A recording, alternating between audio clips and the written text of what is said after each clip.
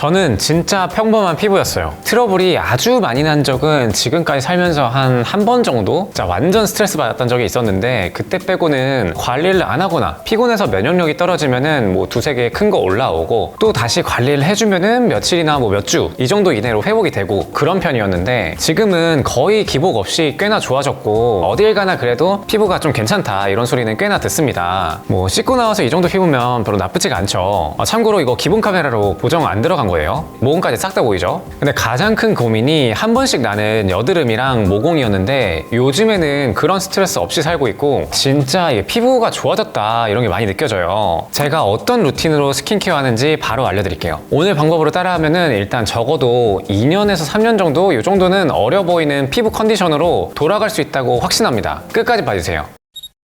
먼저 세안제부터 얘기를 해보면은, 일단 클렌징 오일을 써야 됩니다. 이거 여자들은 무조건 쓰거든요. 그거 화장 지우려고 쓰는 거지 이렇게 생각할 수도 있는데, 남자들도 선크림 바르잖아요. 선크림 바르고 이거를 클렌징 폼만으로는 잘 안 지워져요. 스킨 로션, 앰플 수분크림, 뭐 이런 기초 케어들 있잖아요. 이런 거 빼고 선크림 이상 비비크림 뭐 이런 것들 포함해서 다른 메이크업들 전부 다 무조건 클렌징 오일 같은 거 써서 하는 게 클래식입니다. 이게 정석이에요. 그리고 단순히 지운다는 거 외에도 한 가지 효과가 더 있는데, 바로 모공 피지를 녹여줍니다. 사실 저도 약간 컴플렉스로 가지고 있는 게 딱 모공이랑 주름인데, 이거 줄어둡니다. 정말 체감이 돼요. 저도 당연히 화장품으로 모공 줄이는 거 안 된다는 거 알고 있습니다. 그럼 무슨 소리냐, 원래 가지고 있던 모공이 줄어들지는 않는데 피지 관리가 안 되어 있으면 내가 원래 가지고 있는 모공보다 훨씬 더 넓게 유지가 되어서 보이는 거예요. 마치 평소에는 키가 뭐 177 이렇게 나오는데 자세 교정 같은 거 해가지고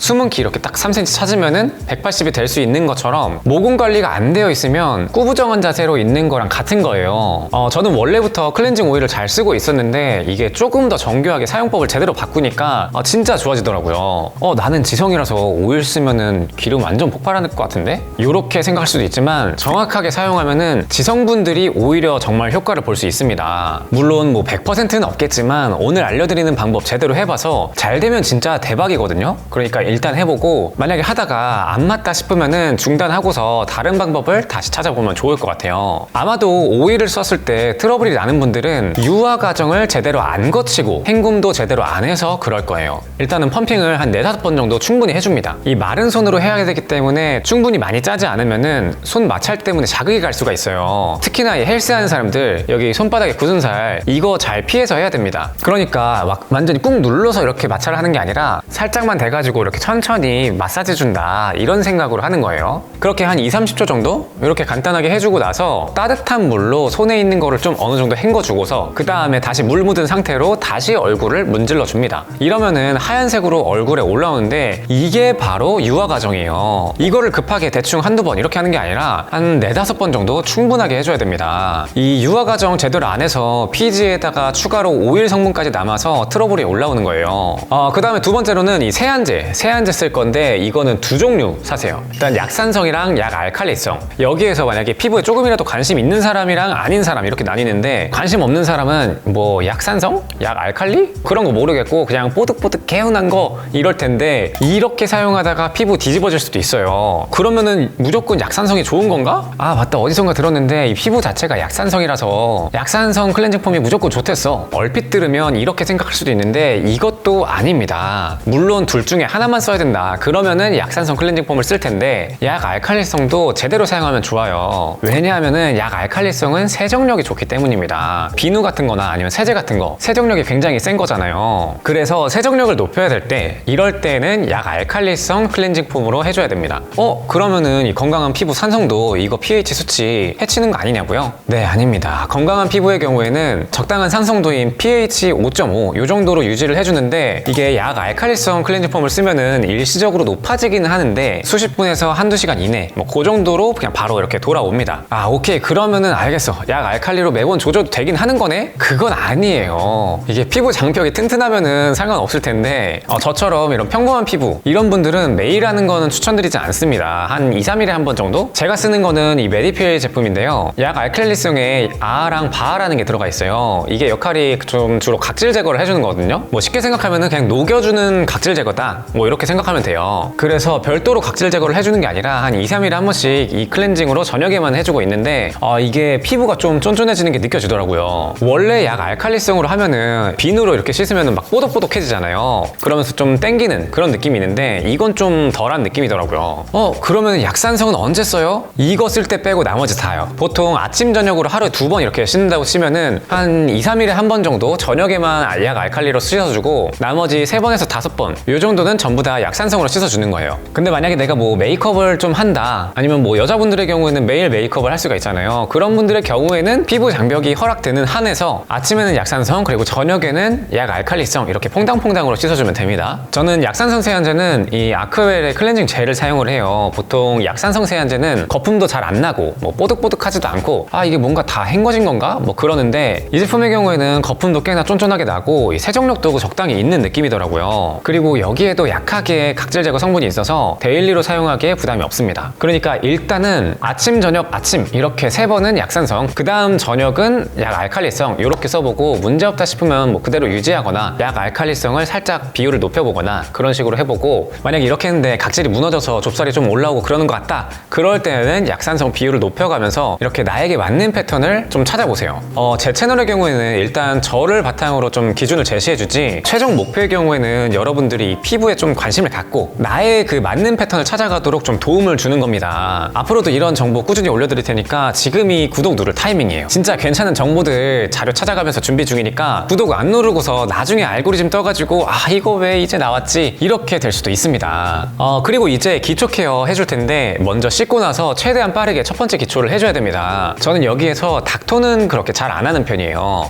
닦는 토너 이런 걸 말하는 건데, 여자들 왜 화장솜 이렇게 묻혀가지고 딱 얼굴 닦아주는 거 있잖아요. 그건데 옛날에 장복 무너지면서 완전히 피부가 좀 뒤집어진 적이 있었거든요. 근데 거기다가 깨끗하게 해야겠다 그러면서 이 닥토를 하니까 완전 인생 최악의 피부를 가졌던 적이 있어요. 아무튼 그래서 지금은 이거를 팩처럼 쓰기만 하고 뭐 여행 갔을 때 아니면은 어쩔 수 없이 좀 더 딥클렌징이 필요하다 그럴 때 빼고는 웬만하면 잘 닦지는 않아요. 그래서 저는 이 스프레이형 토너를 쓰는데 일단 약산성 토너로 초기 진압을 해주는 겁니다. 씻고 나서 최대한 빠르게 수분이 날아가기 전에 바로 채워줘야 되는데 그걸 해주는 거예요. 전체적으로 5, 6번 정도 충분히 분사를 해주고서 토도토독 이렇게 흡수를 시켜줍니다. 이때 전체적으로 토도독 해주고서 눌러주듯이 흡수를 시켜주는 거예요. 그리고 나서 이제 레티놀 크림을 써줘야 돼요. 제가 피부 좋아진 계기가 크게 한 2가지 정도라고 생각하는데, 첫 번째는 클렌징 오일을 제대로 쓰기 시작하면서부터, 그리고 2번째는 레티놀을 바르면서입니다. 이 레티놀의 효과는 피부가 자라는 주기를 정상화시켜주고 불필요한 각질을 제거하고 탄력도 좋아지고 이외에도 정말 다양한 것들이 있는데 진짜 그냥 좋은 성분이다. 비유를 하자면 마치 마린의 스팀팩 같은 거다. 비타민 A의 종류인데 이게 진짜 요물입니다. 근데 스팀팩이라고 했잖아요. 이거 스팀팩 잘못 쓰면 피 깎이잖아요. 그래서 적당히 잘 써야 됩니다. 이게 자극이 굉장히 심한 것 중에 하나예요. 그래서 처음부터 많이 쓰면 안 됩니다. 적응해가면서 점차 늘려줘야 돼요. 그래서 당연히 농도도 고려를 해야 되는데, 레티놀이 보통 0.1%부터 0.2, 0.3 뭐 이런 식으로 있는데 단계별로 추천을 해요. 먼저 내 피부가 좀 많이 민감하다, 아니면은 내 레티놀을 처음 써본다, 그러면은 낮은 농도의 제품부터 구입해서 써보세요. 이게 아예 안 맞는 사람이 있을 수 있거든요. 그래서 일단은 가장 낮은 농도 제품을 구매를 해서 정말 소량씩 사용을 해보는 겁니다. 처음에는 약간 발랐나 싶은 정도로 조금씩 이 작은 깨알 크기 이 정도로 바르면서 일단 나는 이 레티놀의 입구 컷인지 이것부터 보는 거예요. 그러고서 좀 어느 정도 기간 뭐 1, 2주 이렇게 발라봤는데 그 와중에 뭐 따갑다, 뭐 쓰라리다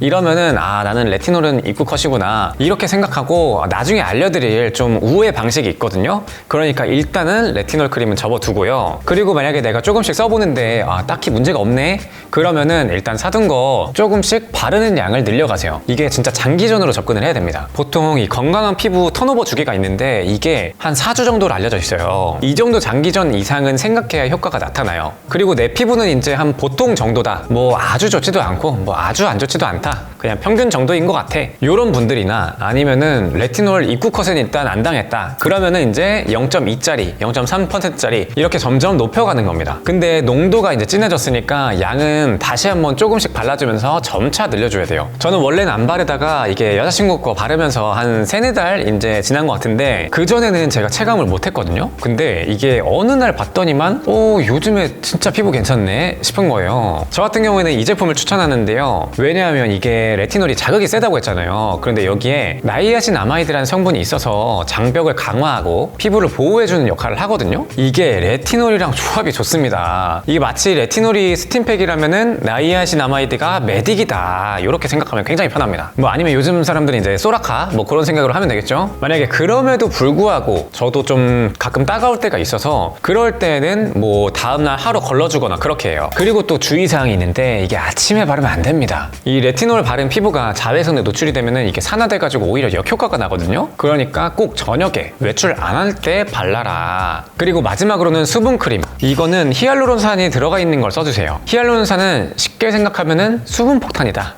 저분자 히알루론산으로 이 피부 속으로 침투가 좀 더 잘 되는 거 이런 걸 써주세요. 고분자도 나름의 역할이 있지만 오늘은 가장 기본을 다지기 때문에 일단은 저분자 히알루론산 이 수분크림을 추천드릴게요. 토리든의 저분자 히알루론산 수분크림인데요. 사실 여기에도 고분자 히알루론산이 있어요. 근데 이거는 나중에 설명드릴 거고 뭐 이 제품의 경우에는 사실 큰 특징은 없고 정말 무난무난하게 가볍게 쓸 수 있어서 저 같은 약간 이런 중성 수부지인 사람부터 지성 피부인 사람들까지도 무난무난하게 쓸 수 있을 거예요. 만약에 좀 건성이다 그런 분들은 한두 번 정도 더 바르는 거 이 정도로 추천을 드립니다. 자, 오늘은 제가 평소에 데일리하게 있는 기본 루틴 요거에 대해서 소개를 해드렸는데 제가 하고 있는 특별한 케어 같은 거 이런 걸 제외를 하고는 가장 뼈대가 되는 기본만 알려드렸어요. 제가 앞으로 알려드릴 루틴들은 이 루틴에서 제품을 추가를 하거나 아니면 조금 변형을 하거나 아니면 특별한 어떤 케어를 해주거나 그러니까 요걸 기본으로 여러분들도 따라오면 된다 이렇게 알아두시면 좋을 것 같고 지금도 여러 가지 테스트들을 하고 있습니다. 그래서 좀 꽤나 올라오고 있어요. 제가 이번 영상에서는 좀 안정적이라고 했는데 확실히 이걸 좀 틀어서 여러 가지로 테스트하고 있으니까 또 한두 개씩 좀 나고 있습니다. 그래서 좀 좋은 루틴들을 찾으면은 다시 한번 영상으로 가지고 오도록 할게요. 궁금한 거 있으시면은 댓글로 물어봐 주시고 다음에 또 새로운 컨텐츠로 오도록 하겠습니다. 감사합니다.